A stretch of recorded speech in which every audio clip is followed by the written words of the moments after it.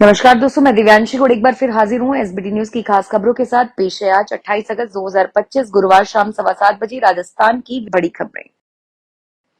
Rajasthan high court ने आज गुरुवार को एसआई भर्ती 2021 रद्द कर दी है। 859 पदों के लिए एग्जाम हुआ था। पेपर लीक में कई ट्रेनी एसआई पकड़े गए थे। जस्टिस समीर जैन की खंडपीठ ने 14 अगस्त को दोनों पक्षों की बहस पूरी होने के बाद फैसला रिजर्व रख लिया था। करीब एक साल पहले 13 अगस्त को भर्ती को रद्द करने की मांग वाली याचिकाएं हाईकोर्ट में दायर हुई थी। सुनवाई के दौरान सरकार ने साफ किया था कि सरकार इस स्टेज पर भर्ती को रद्द नहीं करना चाहती थी।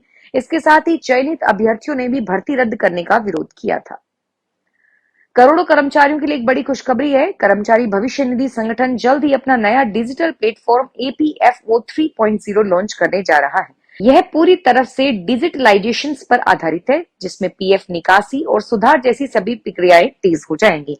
सबसे बड़ा बदलाव यह है कि आपको ईपीएफओ का एटीएम जैसा कार्ड मिलेगा, जिससे आप एटीएम से पैसा निकाल पाएंगे और इसके साथ ही यूपीआई के जरिए मोबाइल से भी पैसा ट्रांसफर करना संभव होगा। जनपद में गंगा का जलस्तर एक बार फिर चेतावनी बिंदु 76.724 मीटर को पार कर गया है। गुरुवार सुबह 8 बजे ओजरा पुल के पास गंगा का जलस्तर 76.780 मीटर था। और वहीं वाराणसी में भी गंगा के उफान पर होने से अलर्ट जारी किया गया है। वहीं वरुणा में पलटा प्रवाह से निचले इलाकों में बाढ़ का पानी भरने लगा है। केंद्र ने आज गुरुवार को कहा कि कपास पर आयात शुल्क में 31 दिसंबर 2025 तक अस्थायी छूट दे दी गई है। भारतीय कपड़ा क्षेत्र के लिए कपास की उपलब्धता बढ़ाने के लिए निर्णय लिया गया है। केंद्र सरकार ने इससे पहले 19 अगस्त से 30 सितंबर तक कपास पर आयात शुल्क में अस्थायी छूट दी थी। वित्त मंत्रालय ने एक बयान में कहा कि निर्यातकों को आर्थिक समर्थन देने के लिए केंद्र सरकार ने कपास पर आयात शुल्क में छूट 30 सितंबर 2025 से बढ़ाकर 31 दिसंबर 2025 तक करने का निर्णय लिया है। राजस्थान हाईकोर्ट ने फर्जी मार्कशीट मामले में चूरू विधायक हरलाल सारण के खिलाफ चल रहे आपराधिक मुकदमे को वापस लेने की राज्य सरकार की याचिका खारिज कर दी है। कोर्ट ने सरकार की ओर से पेश दलीलों को खारिज करने के साथ ही फटकार लगाते हुए कहा कि वे यह साबित नहीं कर सके हैं कि मुकदमा वापस लेने से न्याय के व्यापक हैसियत पूरे होंगे। कोर्ट ने स्पष्ट किया कि यह आवेदन सद्भावना से नहीं बल्कि कानूनी प्रक्रिया को दबाने के लिए दिया गया लगता है। जयपुर में गणेश चतुर्थी के मौके पर श्रद्धा का अभूतपूर्व नजारा देखने को मिला, जहां भक्तों ने अपनी आस्था का एक नया अध्याय लिखा। इस अध्याय पर गणेश चतुर्थी पर मोती डूंगरी मंदिर में आस्था का केंद्र बना। भक्तों के लिए मंदिर के पट लगातार 31 घंटे खुले रहे, जो पहली बार हुआ। सिंजारे से चतुर्थी तक चले इस दर्शन का लाभ करीब 14 लाख श्रद्धालुओं ने लिया, जिन्होंने भक्ति के इस कुंभ में डुबकी लगाई। जयपुर के चाकसू क्षेत्र की छांदेल कला ग्राम पंचायत एक बार फिर सुर्खियों में है। इस बार कार्यवाहक सरपंच संतरा देवी को नियम विरुद्ध पट्टे जारी करने के आरोप में राज्य सरकार ने तुरंत प्रभाव से निलंबित कर दिया था। इस पंचायत में सरपंच का लगातार चौथा निलंबन है। ग्रामीणों का कहना है कि यह पंचायत अब भ्रष्टाचार का केंद्र बन गई है। ताजा मामले में कार्यवाहक सरपंच संतरा देवी पर लगे नियम विरुद्ध पट्टे जारी करने के आरोप सही पाए गए हैं। राजस्थान के मुख्यमंत्री ने बिश्नोई समुदाय को आश्वस्त किया है कि उनकी सरकार हरे पेड़ों की कटाई पर अंकुश लगाएगी। मंत्री के बिश्नोई के नेतृत्व में बिश्नोई समुदाय के संत महंत और जीव रक्षा प्रेमियों के दल ने मुख्यमंत्री से सीएमओ के कैबिनेट कक्ष में विभिन्न मुद्दों पर चर्चा की।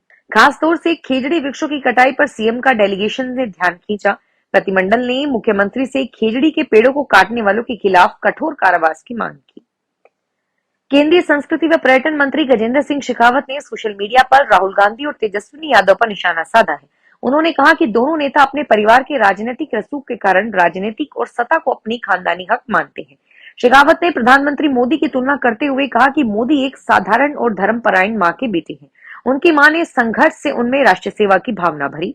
उन्होंने कहा कि यही फर्क है कि एक तरफ परिवारवाद की नीति और दूसरी ओर गरीब माँ के सनातन संस्कारों से संकल्पित हुए जनसेवक। अलवर के बाबू शोराराम कला महाविद्यालय में धरना दे रहे छात्र संघ अध्यक्ष सुदीप डिगवाल और दो छात्र नेता विनोद जाटव और सचिन को कॉलेज प्राचार्य की शिकायत पर पुलिस ने अरेस्ट कर लिया, जिसके बाद करीब 40-50 छात्र शिवाजी पार्क थाने पहुंचे, जिन्हें थानेदार ने धमकाकर भगा दिया। असल में कला महाविद्यालय में लगी डॉक्टर भीमराव अंबेडकर की प्रतिमा में दरार आने लग गई है, जिसको लेकर छात्रों ने 7 दिन पहले भी धरना दिया था। तब कॉलेज प्रशासन के आश्वासन पर छात्रों ने 7 दिन का समय दिया था। जयपुर के संजय सर्किल पुलिस ने defence research and development organisation में नौकरी लगवाने का झांसा देकर 92 लाख रुपए की ठगी करने वाले एक आरोपी को गिरफ्तार किया है।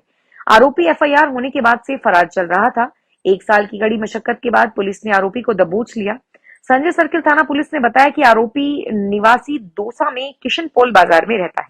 आरोपी प्रतियोगी परीक्षा में भाग लेने वाले बच्चों को DRDO में नौकरी लगवाने का झांसा देकर पैसे लेता था। टोंक के सोप उप तहसील क्षेत्र के रोशनपुरा गांव में लोक देवता हीरामन बाबा का पारंपरिक लक्की मेला संपन्न हुआ। मेले में श्रद्धालुओं का जनसैलाब उमड़ पड़ा। दूर दराज के गांवों और विभिन्न जिलों से आए श्रद्धालुओं ने बाबा के मंदिर पहुंचकर पूजा अर्चना की। मेले में प्रसादी वितरण के लिए विशेष प्रबंध किए गए और कुल 24 भट्टियों पर प्रसादी तैयार की गई, जिनमें से 17 भट्टियों पर पूड़ियां, 7 भट्टियों पर खीर बनाई गई। आयोजनकर्ताओं ने बताया कि प्रसादी बनने में लाखों लीटर दूध और देशी घी का उपयोग हुआ। श्रद्धालुओं को प्रसादी परोसने के लिए करीब 20 ट्रैक्टर ट्रालियों में सामग्री लाई गई। आपने चोर को चोरी की सजा मिलते हुए देखा या सुना होगा, लेकिन क्या आपने कभी सोचा है कि चोर की मौत की सजा उसको मिल जाए जिसके घर में वो चोरी करने घुसा हो। दरअसल कुछ ऐसा ही मामला छत्तीसगढ़ में हुआ, जहां एक दुकानदार ने चोरी से बचने के लिए अपनी दुकान के चारों ओर ताले लगा रखे थे। इस दौरान एक चोर चोरी करने की नीयत से घुसा और करंट लगने से उसकी मौत हो गई।